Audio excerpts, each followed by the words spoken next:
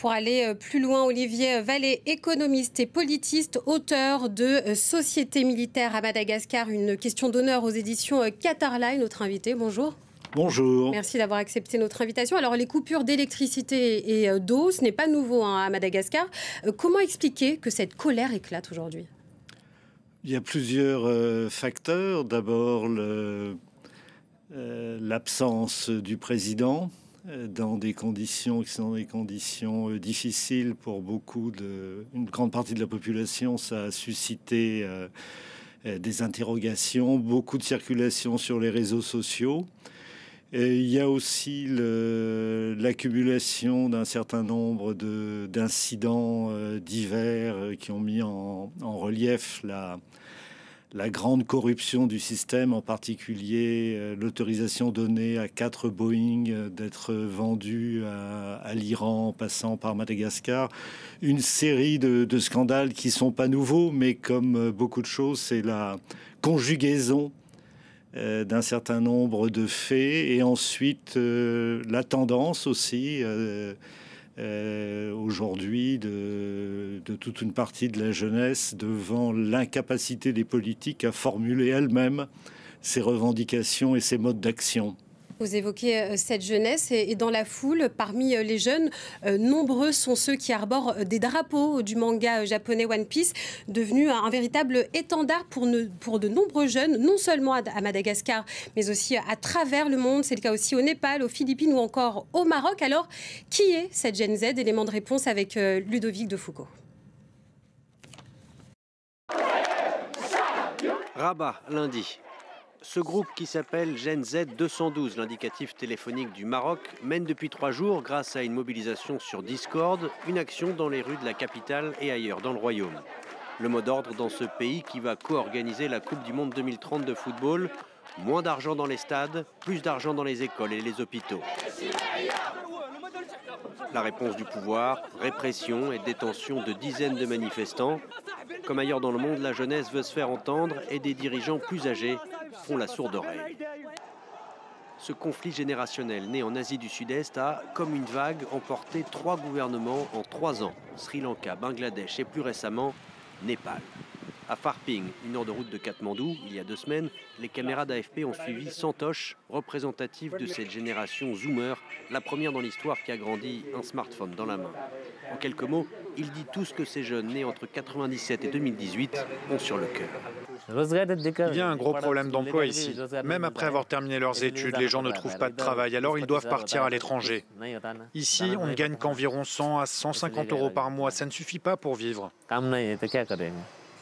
Même après avoir terminé leurs études, dit Santosh, les gens vivent mal. Alors à quoi bon ? Pour des générations entières ultra connectées, l'écart entre l'effort et la récompense est tel qu'il ne s'agit même plus d'une injustice, mais de trahison.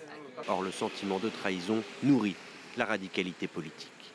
Aujourd'hui à Madagascar et même au Pérou, des jeunes hyper connectés dénoncent à leur tour la corruption des élites, les inégalités sociales, le manque de perspectives économiques, avec un étendard qui franchit les frontières, le visage du pirate au chapeau de paille du manga One Piece, un visage aperçu par exemple à Paris le 18 septembre dernier. On le voit donc avec ce sujet, cette génération ultra connectée se sert donc aussi des réseaux sociaux pour mobiliser. Oui, c'est le cas et Madagascar est un pays connecté parce qu'une bonne partie de cette jeunesse trouvait il y a une dizaine d'années des emplois très mal payés dans des conditions très dures dans les call centers. Depuis peu de temps, elle travaille dans des ateliers, ça ressemble à cela d'ailleurs, pour sélectionner un certain nombre d'items, les transmettre à des serveurs d'intelligence artificielle. Oui, à la fois dans la vie professionnelle, mais aussi dans la vie quotidienne, parce que beaucoup de sites offrent des distractions qui ne sont pas possibles. Par exemple, les cinémas ont disparu, les concerts coûtent relativement cher, les transports aussi. Donc le téléphone et l'ordinateur sont les moyens les plus commodes d'accéder aux loisirs et de partager aussi des actions. Et là, on a un nouvel appel à l'action qui a été justement lancé pour aujourd'hui. Les Nations Unies demandent aux autorités malgaches de ne pas avoir recours à une force disproportionnée. La sécurité des manifestants, est-ce qu'elle est garantie aujourd'hui ? Non, de toute façon, ce qui a été assez peu mis en évidence pour les derniers jours, c'est que la police, en fait, n'intervient pas. La police a été passive pendant les pillages, ce qui fait qu'un certain nombre de personnes se sont demandé si elles ne voulaient pas soit discréditer le mouvement en autorisant ces pillages, soit si elles se désolidarisaient du gouvernement. Par contre, les forces qui ont incontestablement tué des manifestants ou des militants, ce sont des gendarmes qui, eux, sont rentrés dans la capitale en venant de la base aérienne d'Ivat. Et il y a aussi beaucoup de milices qui sont des milices, par exemple, qui protègent la famille du président Radzoel, des milices qui protègent les milliardaires et les proches de son système. Vous évoquez les milices et pourtant, par rapport au décompte macabre de l'ONU qui est établi donc à 22 morts aujourd'hui, de l'autre côté, le pouvoir malgache, lui, dit qu'il n'y a pas eu ce décompte-là, qu'il est faux. Oui, parce que beaucoup de morts sont dans les quartiers. Je ne pense pas que le gouvernement soit en mesure aujourd'hui de centraliser l'information. Beaucoup de cadavres restent dans la rue pendant un moment.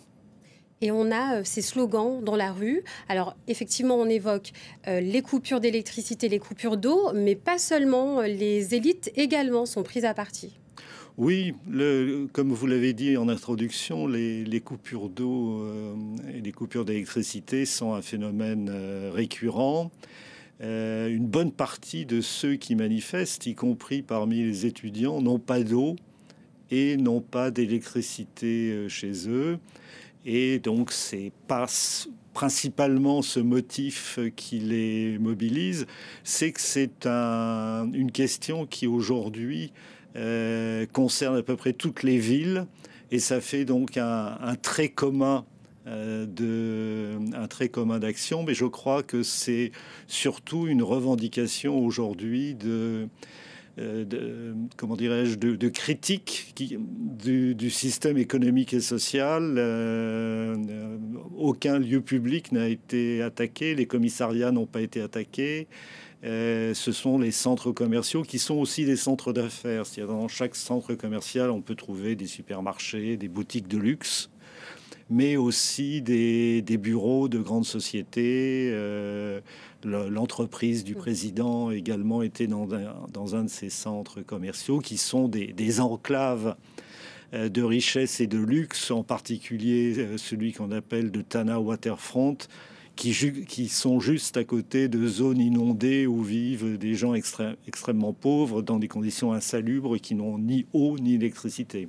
Alors une critique de l'économie, d'une peut-être aussi mauvaise répartition des richesses. Alors avec l'article 54 de la Constitution, le président Radzoel hier a finalement mis un terme aux fonctions du gouvernement et puis donc avec à sa tête Christian Ntse, l'économiste donc de formation et Premier ministre qui était en poste depuis 7 ans, on le rappelle. De quoi son limogeage est-il le symbole aujourd'hui ? Le limogeage est le symbole de l'immobilisme, parce que comme vous l'avez dit, ça fait 7 ans que ce Premier ministre est au pouvoir, sans avoir réellement réussi à donner à sa présence une direction. Et on a l'impression que plutôt que d'être l'exécutant de la politique du président, il tenait plutôt le président en otage. Le fait qu'aujourd'hui il soit remercié, c'est sans doute plus un problème pour le président que pour le Premier ministre. Le Premier ministre a une base assez forte qu'on pourrait appeler régionaliste et également affairiste, parce que c'est un affairiste plus qu'un économiste, qui est située dans le nord du pays, qui est une région qui connaît aussi, je pense à la capitale en français, Diego Suarez, du nord, qui est un grand port, qui connaît de graves manifestations, mais qui est aussi un des foyers de la richesse de l'île, parce qu'on n'est pas loin des zones de vanille, des zones de poivre, également de pierres précieuses. Donc, il a une base de repli avec une population qui lui est relativement favorable, et aussi un espace qui est un espace assez riche en ressources, qui fait qu'il n'affronte pas les mêmes problèmes que la capitale en termes justement de manque d'eau, de manque d'emploi, de manque de nourriture, d'extrême pauvreté. Dans une ville comme Tananarive, qui est devenue une mégalopole, on peut estimer qu'il y a au moins 2,5 millions de personnes pauvres, en dessous du seuil de la pauvreté. Donc c'est un problème très difficile à gérer pour le maire de la capitale, pour le Premier ministre. Et en fait, c'est de ça dont il s'agit. Sans cette énorme pression de la capitale, ce limogeage n'aurait pas eu lieu. Olivier Vallée, merci beaucoup d'avoir été l'invité d'Autour du Monde cet après-midi.